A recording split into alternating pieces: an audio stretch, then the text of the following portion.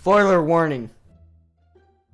Hey guys, it's Spencer from Star versus the Forces of Evil Ideas. And first off, I want to thank RC Blast for making today's thumbnail look super cool. Go subscribe to his channel, guys. A link is down in the description. But today's topic is something very odd, I think, in the Star versus the Forces of Evil universe.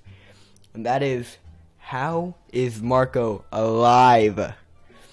Everyone's like, oh, well, he's alive because he is. But after seeing some of the fights that he gets into, after seeing Toffee, what Toffee does, after seeing what Star does to him, after seeing what he does on the first episode, doesn't really make sense. But so on the first episode, you even see him jumping out of a window into cactus. The cactus supposedly broke his fall, which would have made his fall even worse. But he just kind of walked off like it was nothing and lost a shoe in the process. And obviously, if you fall out of a 2-story building into cactus, you're not just going to be able to brush it off and be like, meh, yeah, I'm fine. I'm freaking Marco Diaz and everything's fine. So that was a little weird. And then obviously near the end of the fighting with Toffee, Marco got mad, punched a hole through Toffee, and Toffee hit him straight into a rock, and the rock you could even see breaking, which is in the thumbnail. It's broken in the back, it's cracking. A human cannot survive a blow like that. There's no way that, I mean, if you survive, you're extremely lucky, and it's a miracle. But the fact that he was more or less fine, that Buff Frog was able to run over to him and he was fine. I mean, Toffee had the strength to walk Queen Moon straight into the dirt. So think about that flick against Marco, really. I feel like he shouldn't really be alive. And that's just one time he was fighting someone that he shouldn't really survive. He used to fight monsters all the time with Star on Earth. And in Matchmakers, the episode, you see Star go, hey, I'm gonna go deal with this real quick. Could you handle these guys? He's like, oh yeah, sure. Moments later, he's being picked up by the Minotaur dude, thrown onto the ground as the Minotaur pulls out a sword. That was what the Minotaur did alone, and grouped up with all those other monsters, including that chicken who was pecking him earlier on the episode. He shouldn't be fine. He's not fine. In fact, he should be hurt severely. He should not be able to keep on fighting. But for some reason he is. And so that right there, the Matchmaker episode and falling out of the window, those were before the soul bond. So if you're even like, oh well, they're soul bonded and that's why he's super strong now and could endure so many more hits, that doesn't make sense either, because he's not soul bonded at this point. And the next thing is Star spells. She's like, nuclear, whatever, blah, blah, blah, syrup wave, or tsunami wave, or whatever she said. Turbo nuclear butterfly blast! Not again!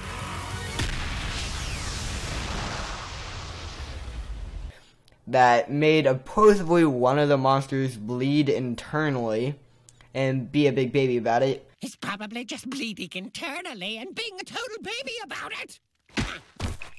And Marco was just fine. And then even in Matchmakers again, Star was like, oh, I'm even better at magic than I am at matchmaking. And then she blew his hair off in what looked like a mini explosion near the beginning of the episode. And then again at the end, where it appeared he turned into a half butterfly, half human face thingy, which was quite terrifying in my opinion. Then you have him fighting a giant spider. Keep in mind, a spider could lift like 8 times its body weight, I believe. I'm not sure. And a giant hawk that was able to pick up Spider and Ludo and the book all at once. Do I truly think Marco should have been able to even survive that fight? No, I don't. I feel like Marco, right then and there, should be dead. He should be dead near the beginning. He should be at the hospital several times. several broken arms, not just the one time he broke his arm. You know, monster arm. Oof, maybe that's coming back. I don't know.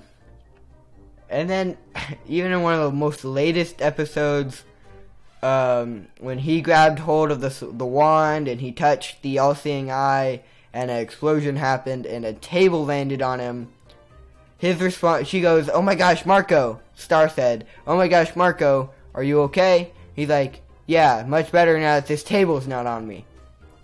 Acting like a smart aleck, like, "Oh yeah, no, I'm fine."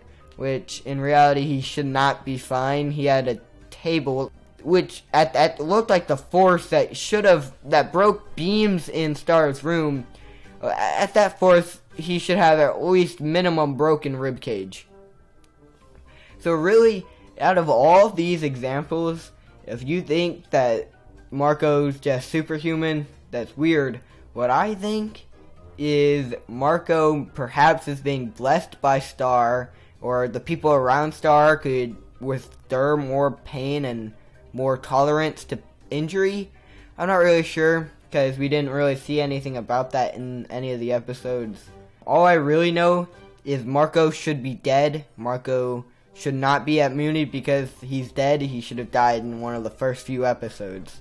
Kind of a grim story, to be honest with you. My opinions aren't normally super popular opinions, but I do believe Marco is dead at this point, and perhaps maybe this Marco we see is a hallucination by Star. Probably not, because other people see him. But I don't know, just a weird idea.